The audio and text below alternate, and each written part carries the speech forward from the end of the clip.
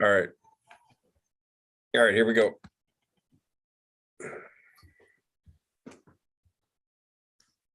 Hello, everybody.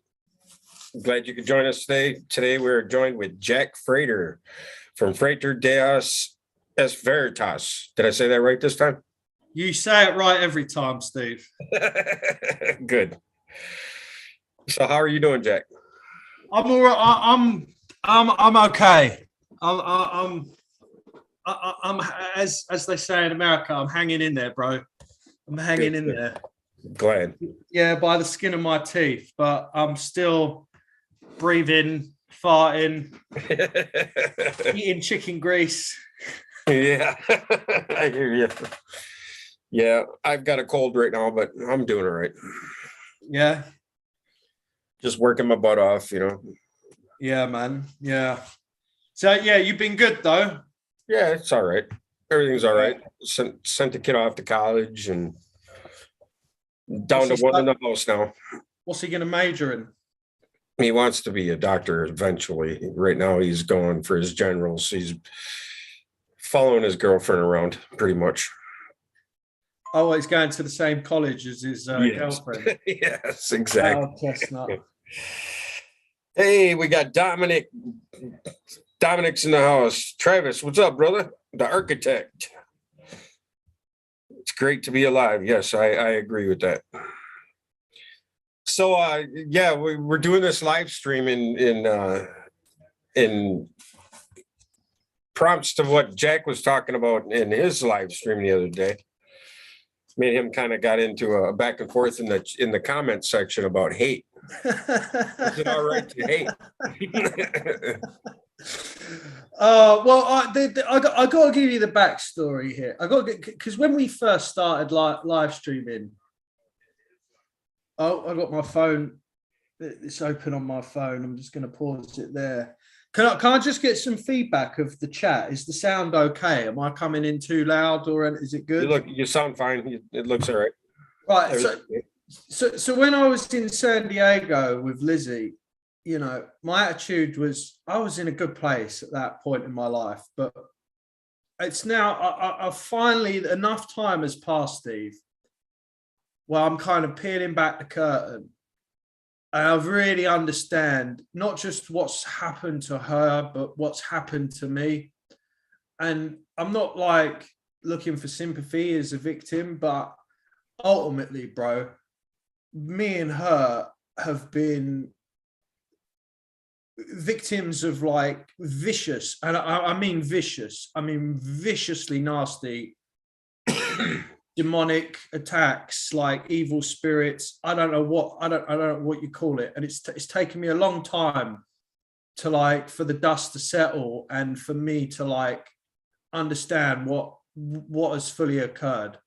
I had a dream the other night where I was with Elizabeth and her dad, and I was so upset in the dream. I was like crying, but there were these entities in the dream, and they've basically taken her soul. They've basically taken her soul into their world at this point. And I think that's what's actually happened. And you won't get this from psychiatry. There's not much understanding it. There's a guy who's appeared on YouTube of late called Jerry Marzinski, who's been talking about schizophrenia and demonic possession and putting forward loads of really great evidence. And like his content has really helped me understand. And also when I first mentioned it to Phil, Steve, the first thought that popped into Phil's head was, this sounds like some kind of demonic activity. So basically, after these entities, they feed off negative human emotion, right? They feed off your grief, your pain, your suffering, your anger, your hatred, all the negative human emotions, right? And it's I'm at the point where I've realized my attitude has transformed for the worse, and I kind of like got to snap out of it. And I think what you were saying to me yesterday kind of like helped me kind of like snap out of it a little bit. So yeah, it's heavy shit, Steve, to be honest. It's not, but I mean, I'm sorry to like hit you with this, but it's just, I don't know. And so anyway, yeah, I was looking at the Bible yesterday, and it's like today, and it's like you don't hate the sinner. You hate like the sin. It's like you don't hate the ideologues, you hate the idea that's captured their consciousness, kind of thing. Do you know what I mean? That's what I was kind of getting from the Bible. It's like you don't hate the individual. It's the evil that and the like the falsehood. It says something in John about like hatred of like love of truth, or it might be Proverbs. But it's something about love. You love truth and you hate falsehood. Do you know what I mean? So I don't know what you're going to say to that. Now I've just finished speaking, but yeah, man, that's kind of where I'm at the moment, bro. So, Well, what I was pretty much saying in the comment section is that hatred just begets more hatred. And when you put the hate on it, you said it in your own words just now when you were describing the hate and the demonic possession and whatever, that even if you're under attack, you cannot, I don't know, relay that upon other people. And I maybe you can, but I'm not saying you can't though, really. that I know. I'm not saying that that's what you're doing. I'm just saying Yeah. when when I said the mirror works both ways, because I think hate begets more hate. And it does. You're right. It does. And it doesn't affect the hated. It affects the hater more than the hated.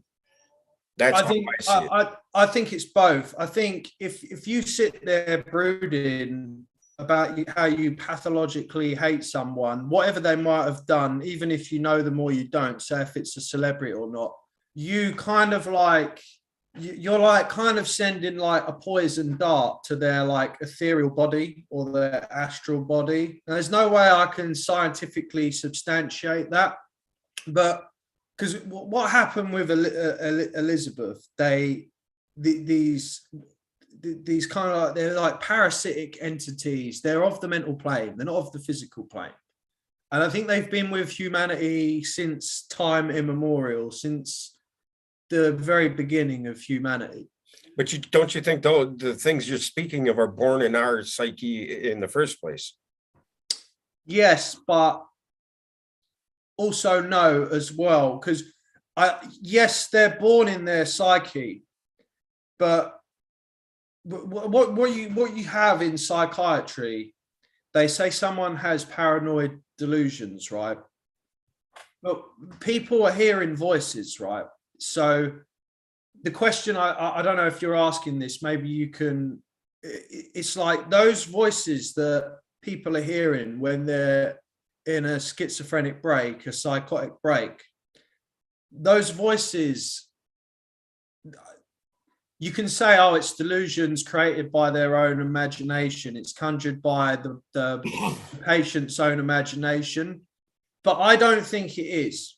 I really don't think it is. And from my own experiences and going with that point of view, everything really starts to make sense now.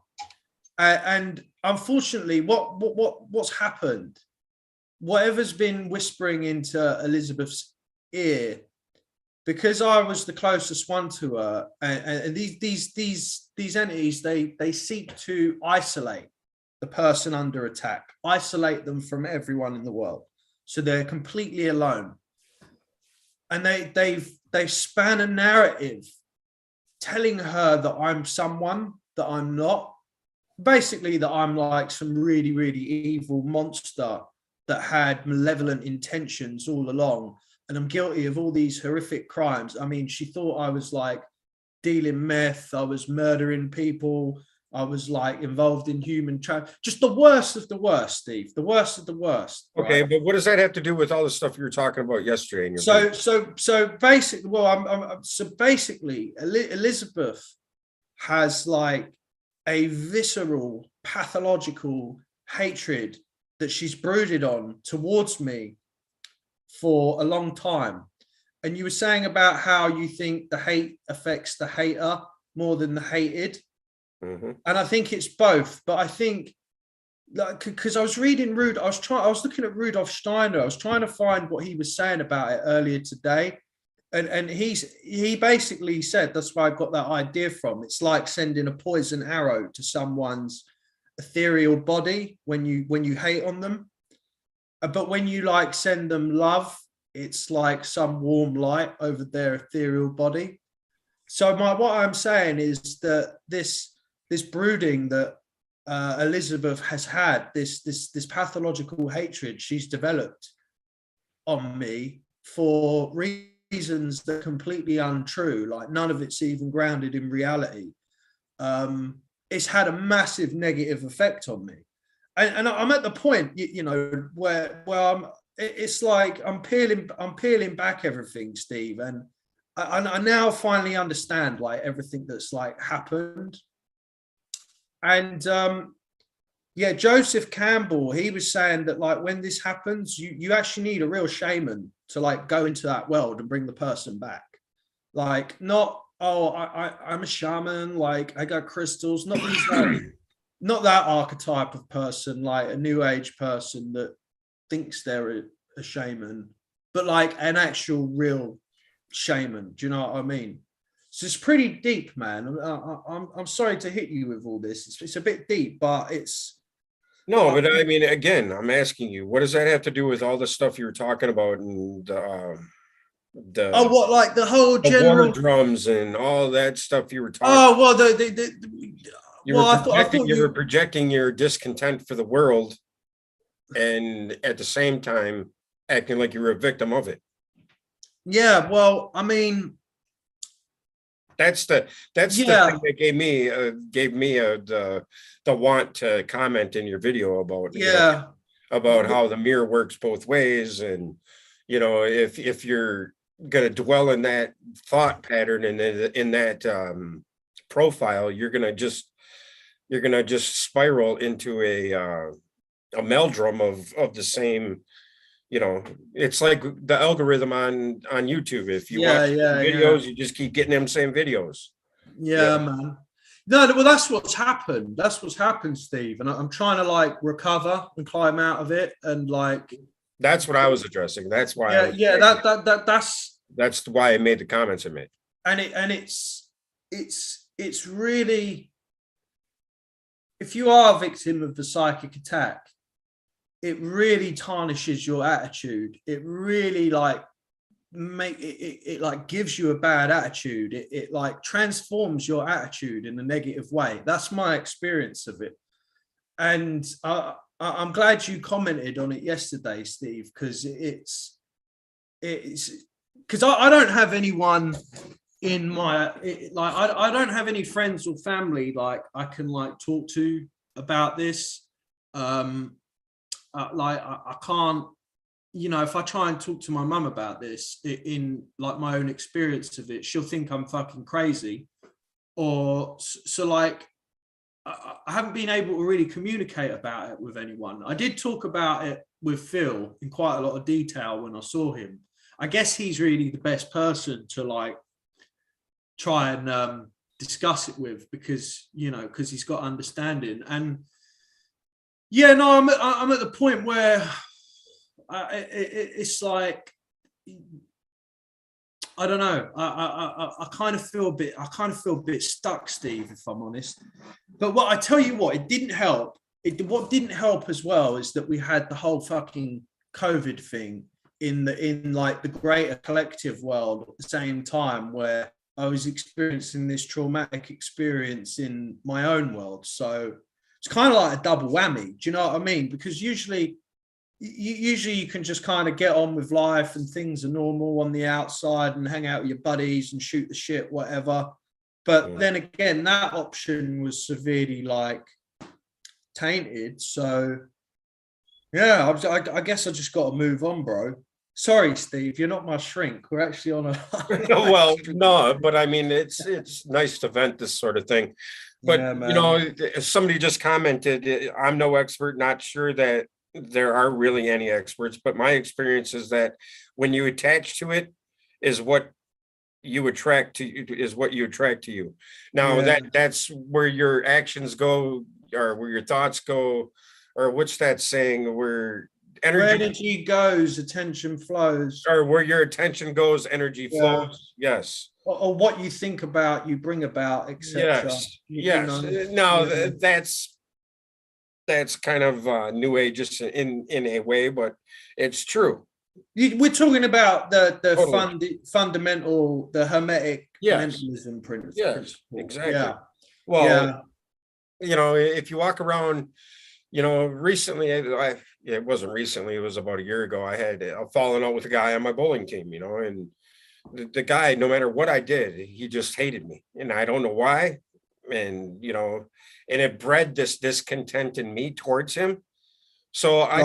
I decided, I'm not going to let that bother me. And I still cheered the guy on. I still, tried talking to him, and he was super disrespectful to me. And then one time I just snapped on him, like, really, really. And Yeah. that didn't cause it to go away for either one of us. It just made it worse. So what I'm getting at is,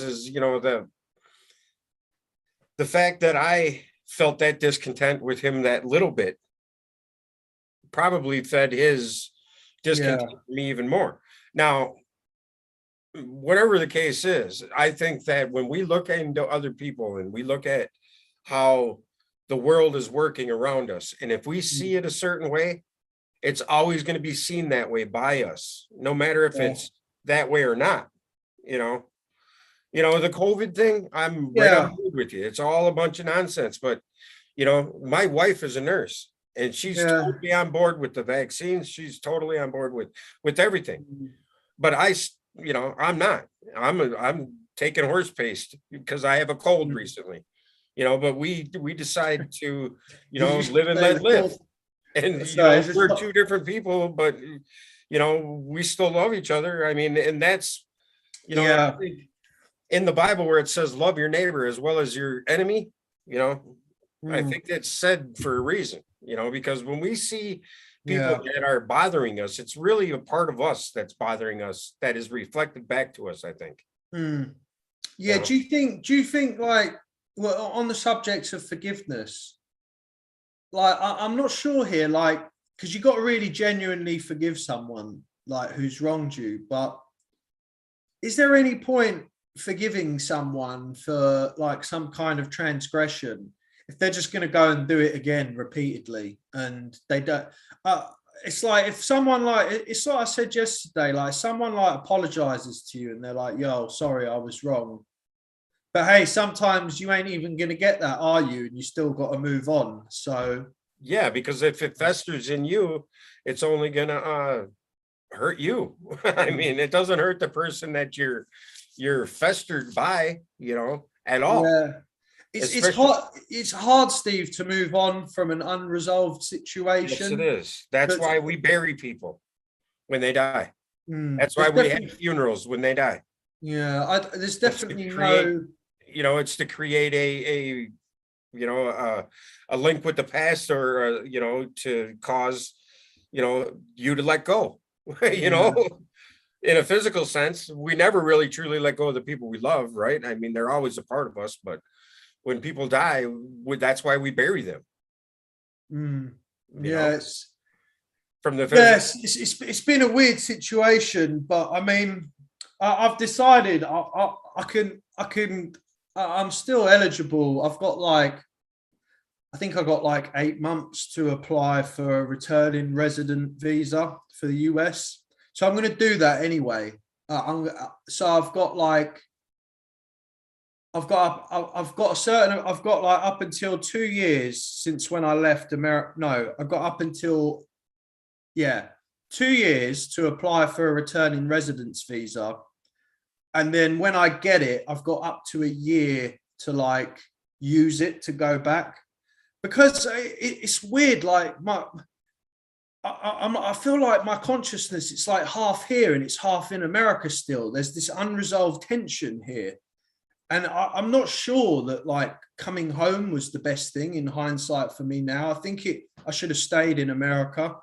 But I mean, it is what it is. You make your decision, you got to stick with it. But it's hard. There's a lot of there's this like mad push and pull like between my like temporal life and my spiritual life. And do you know what? Ken Wheeler was talking about that of late, and he just dropped a video before we went live talking about that very topic as well, like the tension between the, what does he call it, the psychophysical self and the soul. I think that's the language he uses. It's funny you're saying that, because I was just talking or reading about the jivas and the samsara and you know, how our ego and everything gets in our way, and how we just cause connection to the world by creating more samsara, and how it's just an endless chain of events that we keep getting wrapped up with the things that are in our physical life that pull us away from our spiritual self.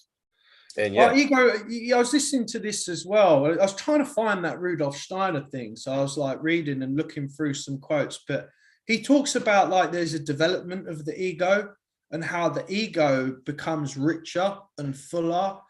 And it is the ego that like makes us human, basically. It's like the human component of us. It's the physical component of us that is attached to the world. Symbiotic relationship with the metaphysical component of us. Do you know what I mean? Shannon says something really nice here. I agree with this. The thing of forgive, for me, it's more like I acknowledge we are all unique and different. Whatever demons or illness is within you, I pray or focus on healing. Not yes, hurt me more.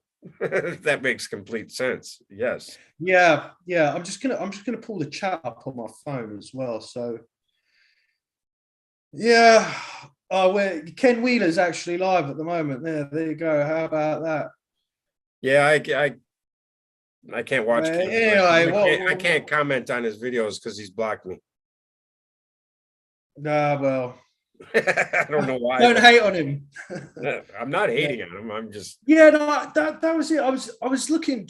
Should I pull it up? Because I learned a lot from Ken Wheeler and his magnetic stuff and all that. So I'm not going to hate on Ken Wheeler. No, I do like Ken Wheeler. We say this a lot. So I'm just going to pull up that page that I was talking about earlier. Like, what does the Bible? I mean, if you don't want to, I was reading it and it was very interesting today about like what the Bible says about like hatred and stuff. I mean, do you want to have a look at it, or do you just want to? I don't care. Move whatever. on? No. Yeah. This was the page I was on. We can. Okay. Do you want to share my screen or share your screen? Because I've got a list of all the. Just put it. You got to hit the share on the bottom.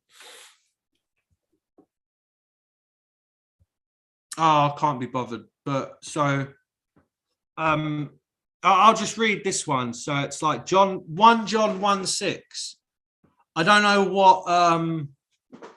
what version of the Bible this is.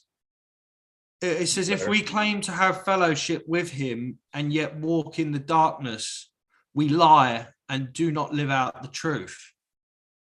Huh.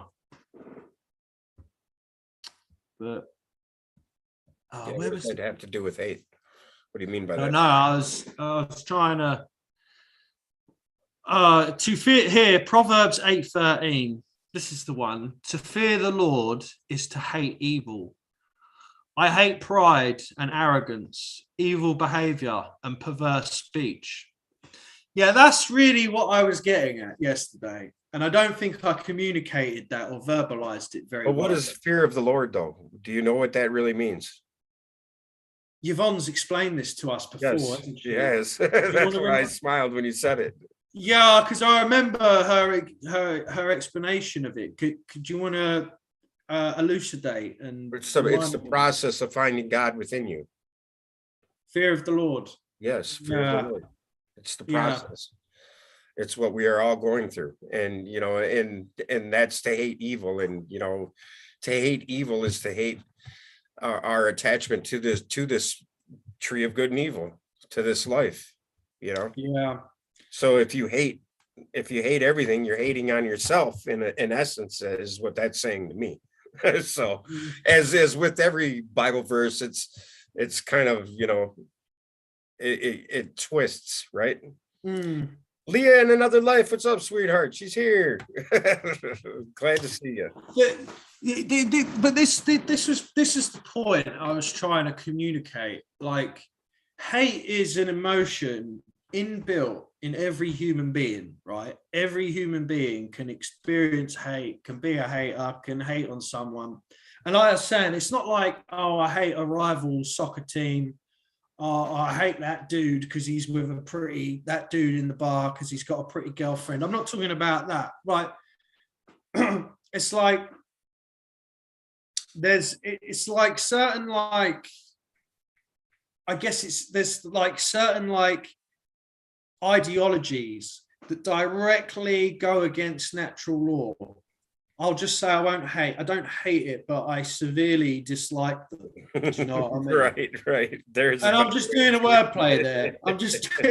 You're laughing because you know that's the game I'm playing, bro. But yeah, I guess that would be the politically correct way of saying you hate something. Yeah.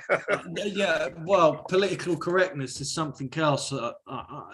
But yeah, hatred. Here's another one. Proverbs. So what did I just? The first one was Proverbs 8:13.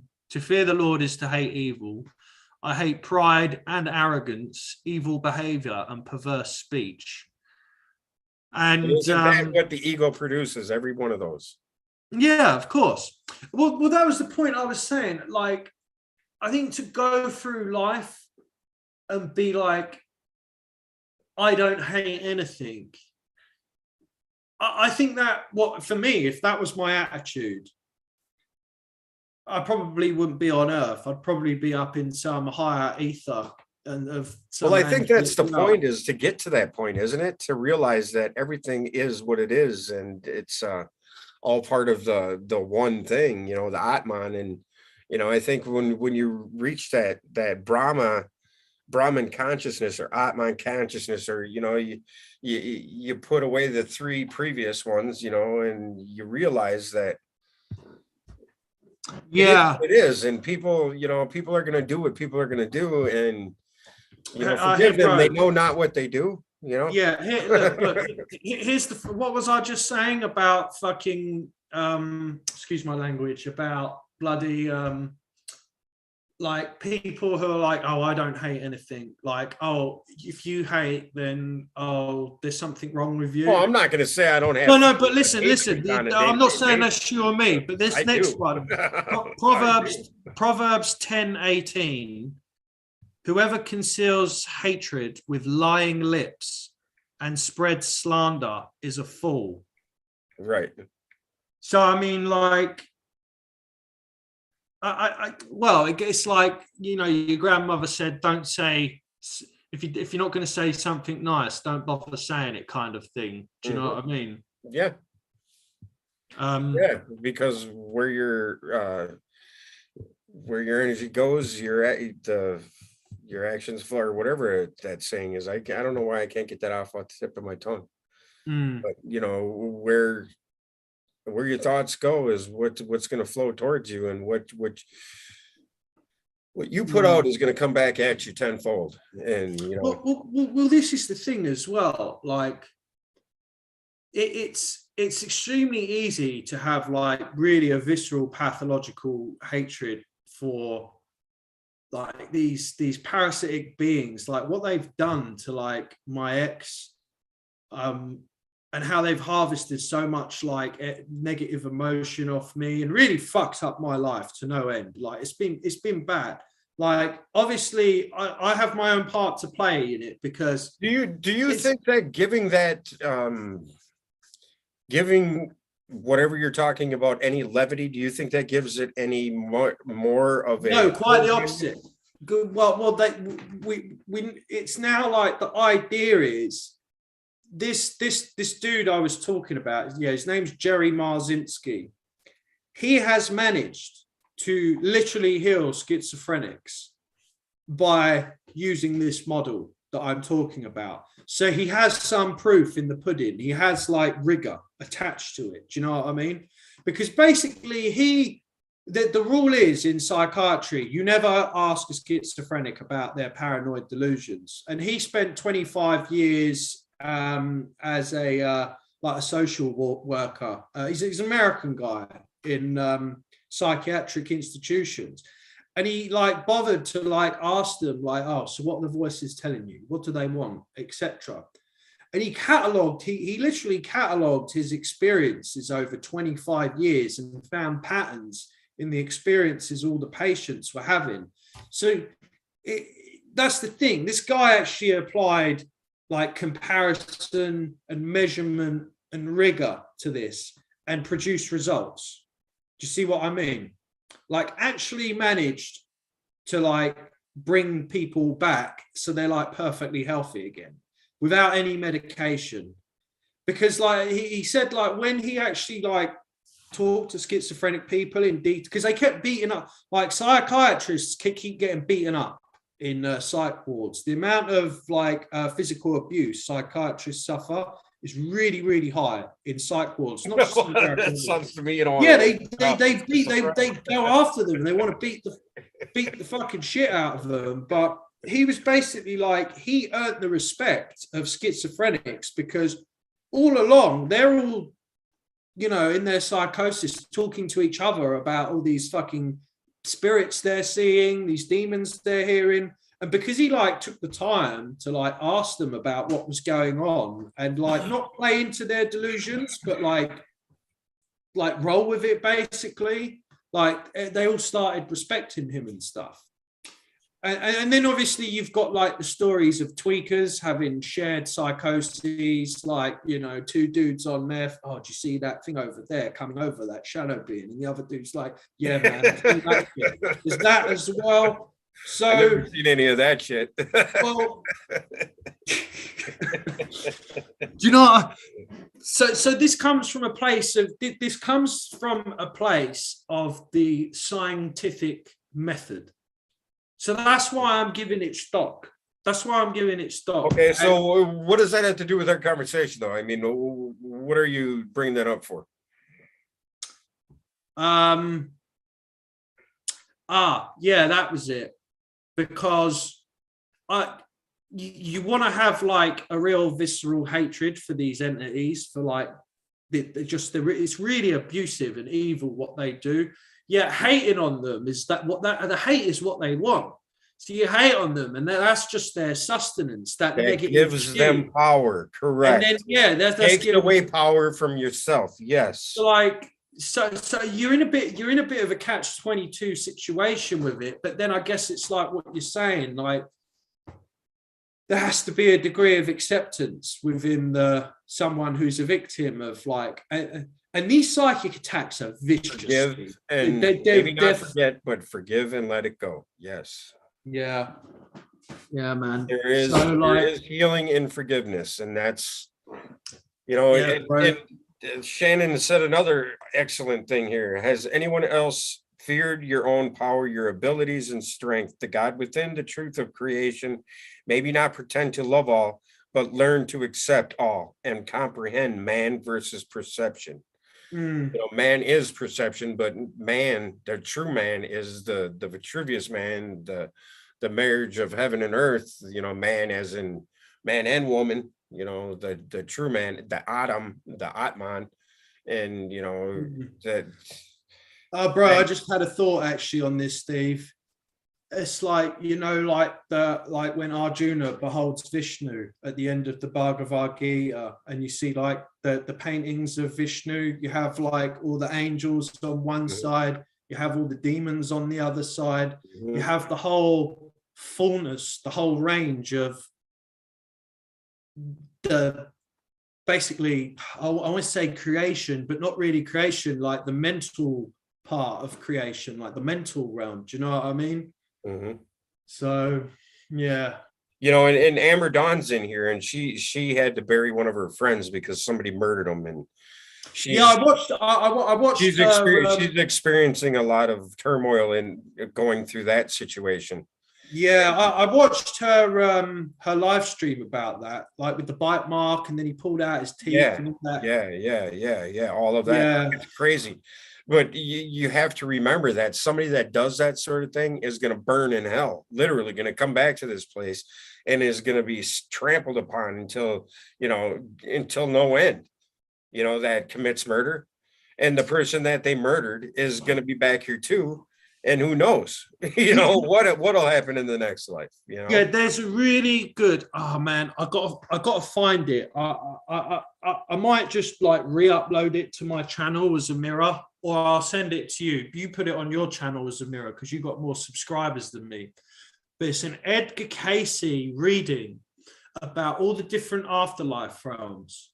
And there's an afterlife realm that corresponds to, like, each one of the afterlife realms corresponds to one of the 7 traditional planets in astrology. So you've got a realm that corresponds to the sun. There's a luminary afterlife realm. There's a Jupiter one. There's a Venusian one, which apparently are where musicians come from. I don't know, but that's what he said. But you got there's a Saturn. Well, there's not actually just the 7 traditional planets, because you also have Uranus, Neptune, and Pluto as well. But anyway, the point is, in the Saturnian afterlife realm, for people who have lived terrible lives of criminal, pathological behavior and committed terrible, terrible crimes on their fellow man, apparently their soul gets sent to the Saturnian afterlife realm. This is according to Casey. And like God will just fucking completely overhaul their soul. And what is the Saturnian? Yes, it's the afterlife realm that corresponds to Saturn, and Saturn is the closest thing that corresponds to Earth, right? I mean, as far as the astrology goes and everything, right? Well, I mean, isn't Saturn like the god of time? Of time, yeah. Linear time, yes. Yeah, time, karma, tradition.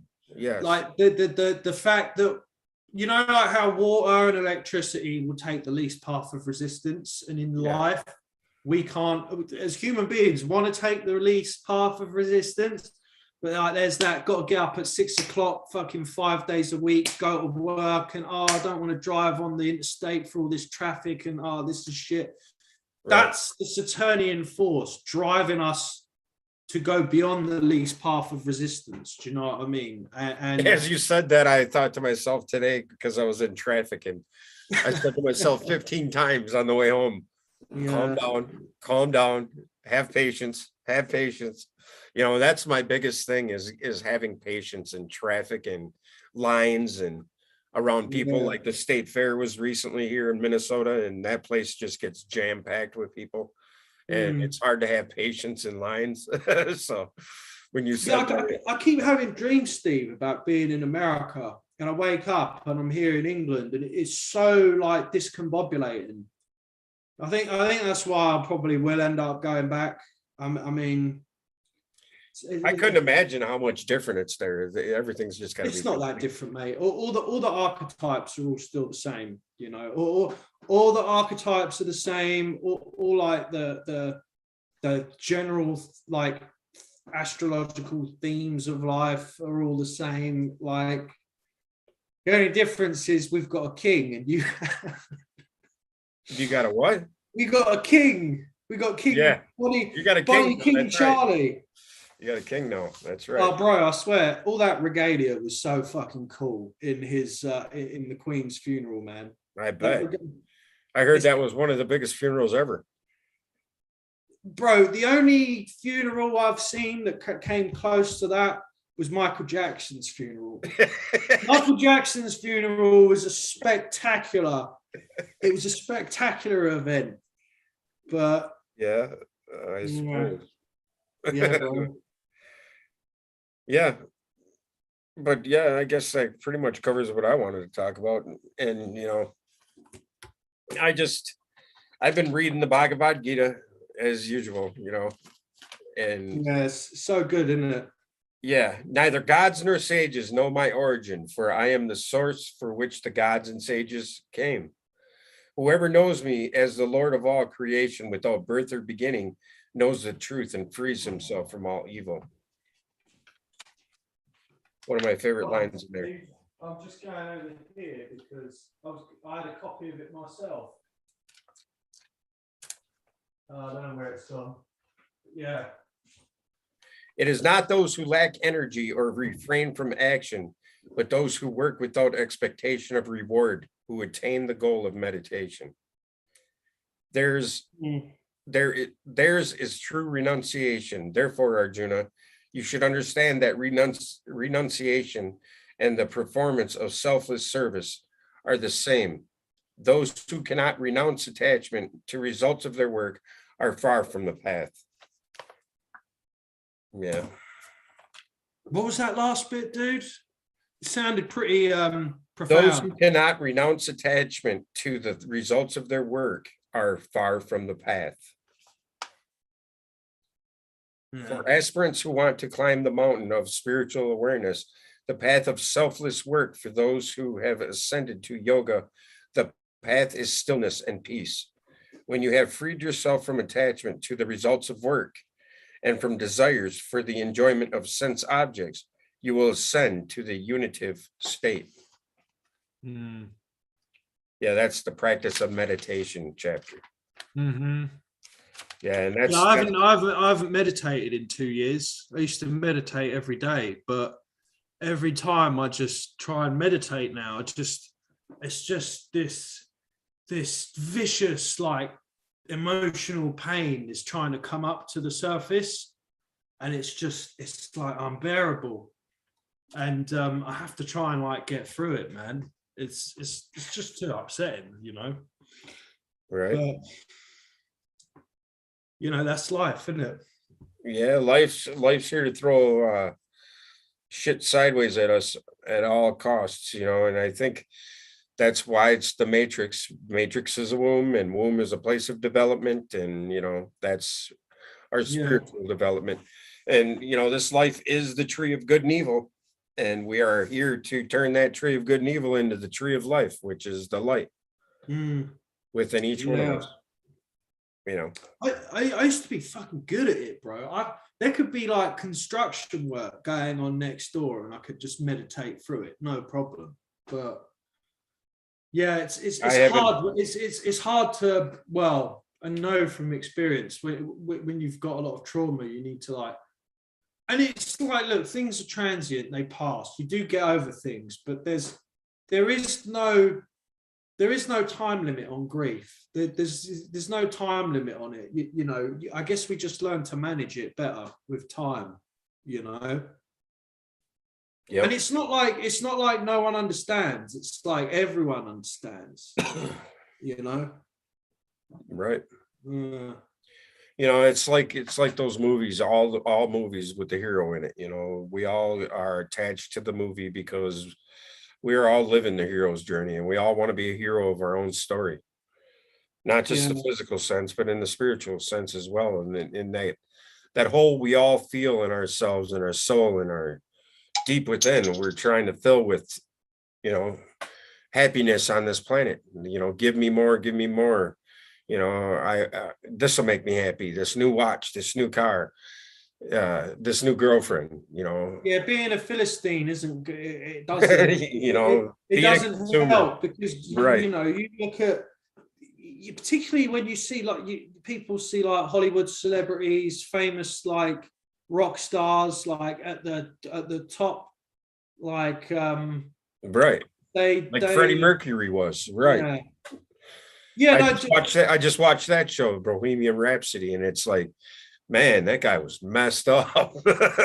Yeah, he was. Yeah, so, no, he was so confused. Yeah, but you know, on the outside, everybody thought, you know, he's living the rock star life. He's got to be so just, you know, happy and da da da da. The guy wasn't happy. He was freaking confused, just like the rest of us. Yeah, well, I saw. There's a couple of celebrities of late I've seen. Was it Justin Bieber's got married because he was really depressed, though he seemed, well, now he received a lot of hate. That guy, poor guy. But anyway, and the other one was the soccer player, Cristiano Ronaldo, who's like one of the greatest players ever. He met Jordan Peterson to like ask advice from Jordan Peterson. Oh man, there's a really, really good Jordan Peterson interview with. Yeah, I Piers like all of Morgan. Jordan Peterson stuff. He's pretty awesome. Oh yeah, like I think he's already got like he's kind of already got like one of the keys to heaven. Maybe if he meditates. Well, he's gone through a lot of hell while he's been at the top, and he's still at the top, and it's just amazing how humble he is about it. And he's got an amazing family structure behind him too. His daughter, his wife. I mean, yeah. that back him up. And how is like clean your room, tell the truth, be honest, and take responsibility for your life. Right. Well, when he was at the top doing all those lectures, making all those circuits, he was on that drug that that damn near killed him. Oh, what, when he was coming off benzos? Yeah. Whatever he was on, he said it was one of the hardest things he ever faced in his life. And yeah, coming off benzos can kill you, man. Coming off if you try and quit benzos cold turkey or alcohol, like when you're fully addicted, you can die. But no, I like that guy a lot. But no, there's a bit at the end where on the latest interview with Piers Morgan, like you can go and watch it, where like Piers Morgan brings up incels and says how they're like despicable young men.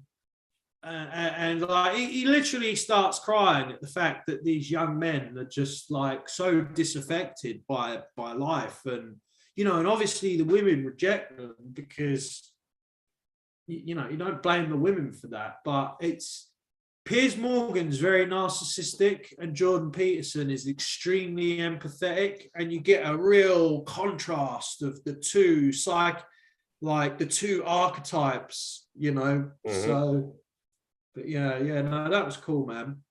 Yeah. Maybe we should leave it there, man. It's how long have we been talking for? We've been talking for about an hour. About an hour, yeah. Pretty close. All right, brother. Well, it was nice talking to you, and I hope you find ease in your discontent with the world. No, I'm not. It's not discontent with the world, bro. It's just kidding. I was kidding, brother. But it's like I said, Steve. Like I said this to my mum, and she thought I was fucking nuts. Like if there's like a full-scale nuclear war, like I'm not gonna go around like, oh my god, there might be a force. I'm not gonna like give in to the fear of that. And like it's like back in the 50s when kids were under their desks and stuff. Yeah, duck, and you need to duck and cover era.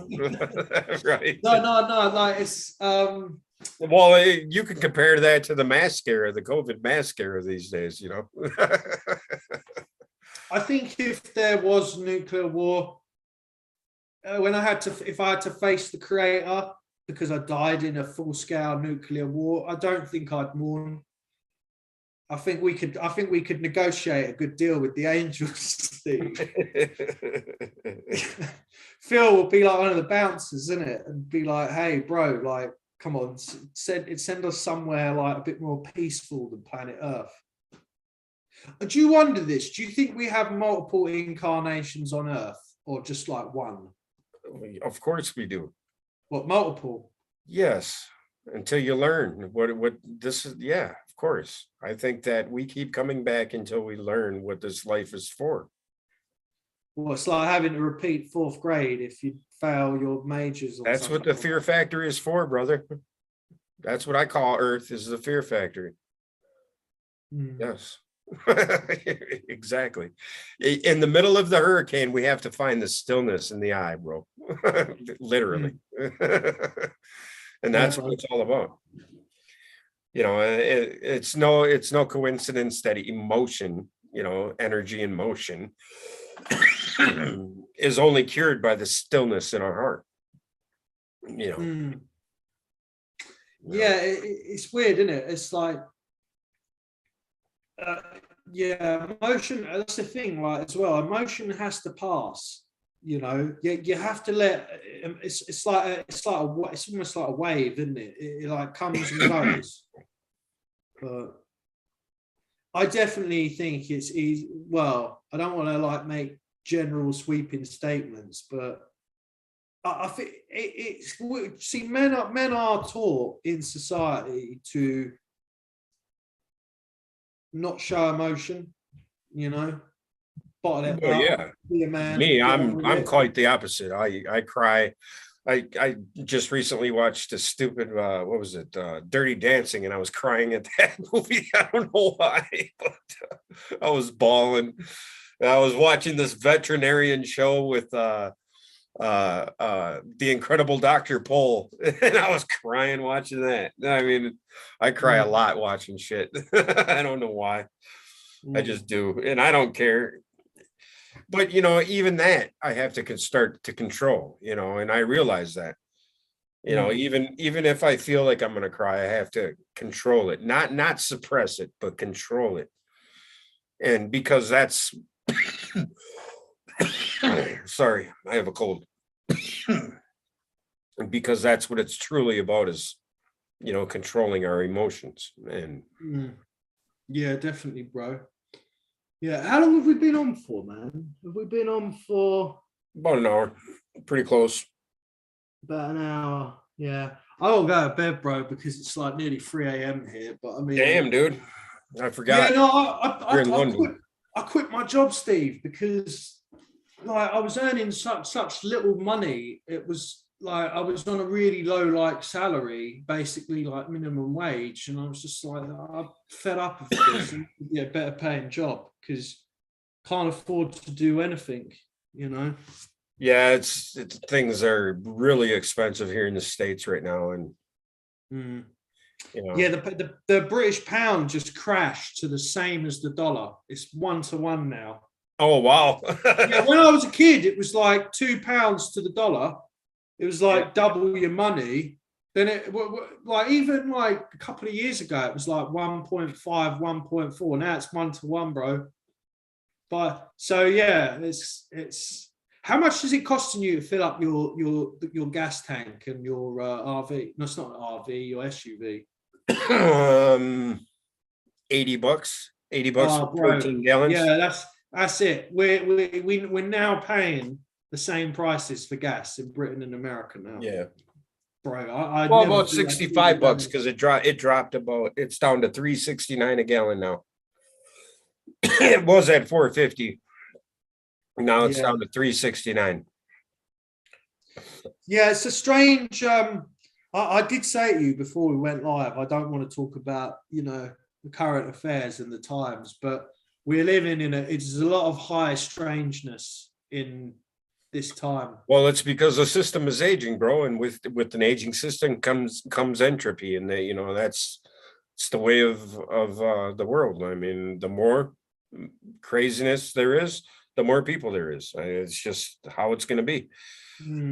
Yeah, that's how what life is going to be, and I think our society has gone through these, or not our society, but our world, or the human race has gone through these times before. Well, even in the last century. I'm talking 20,000 years ago, probably. Yeah, maybe we've been exactly where we are today, dude. With computers and everything else. Who knows? I was technology, all the bullshit, and then all it takes is one.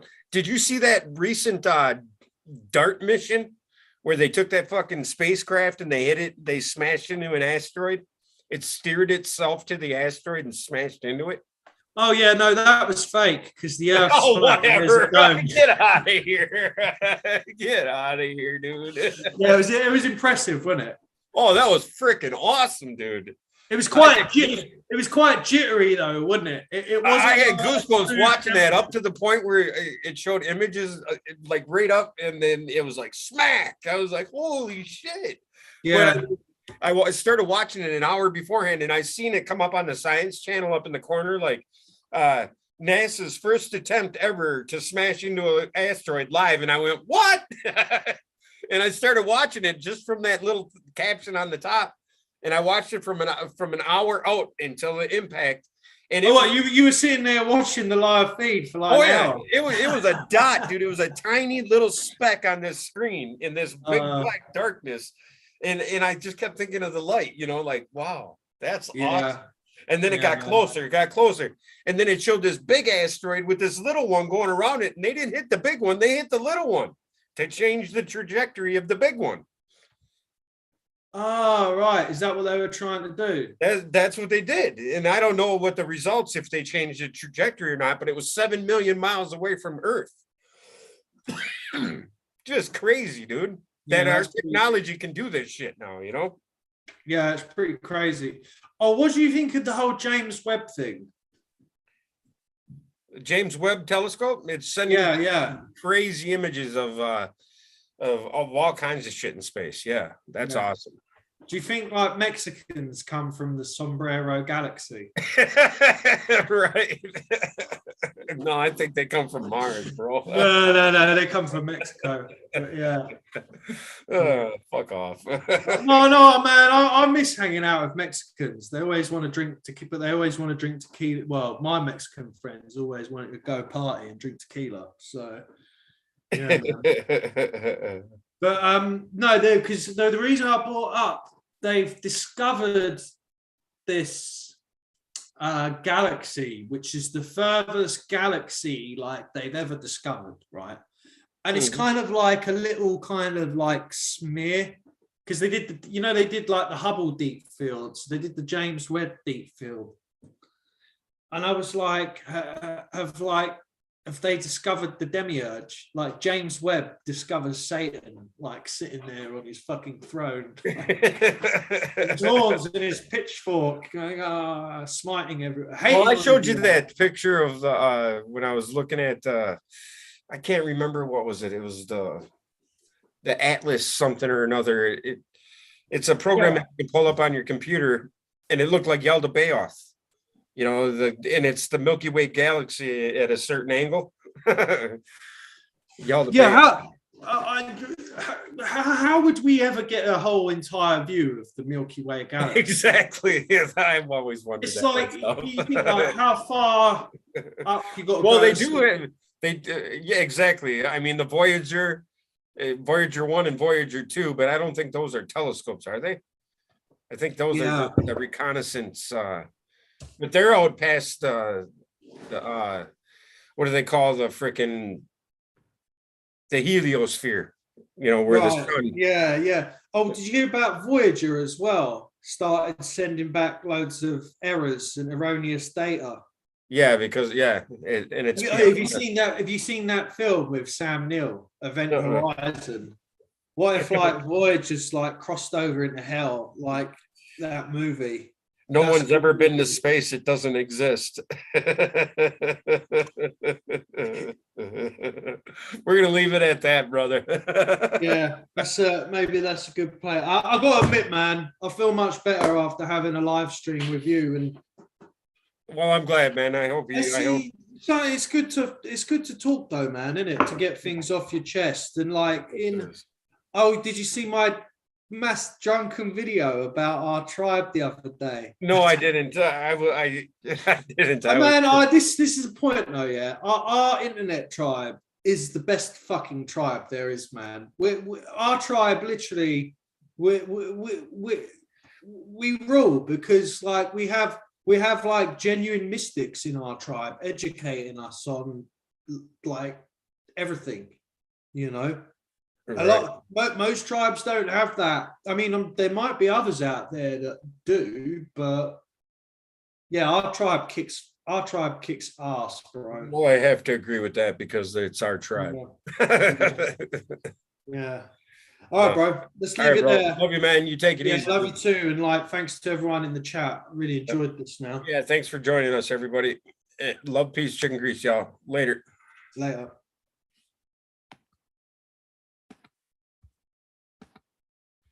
All right.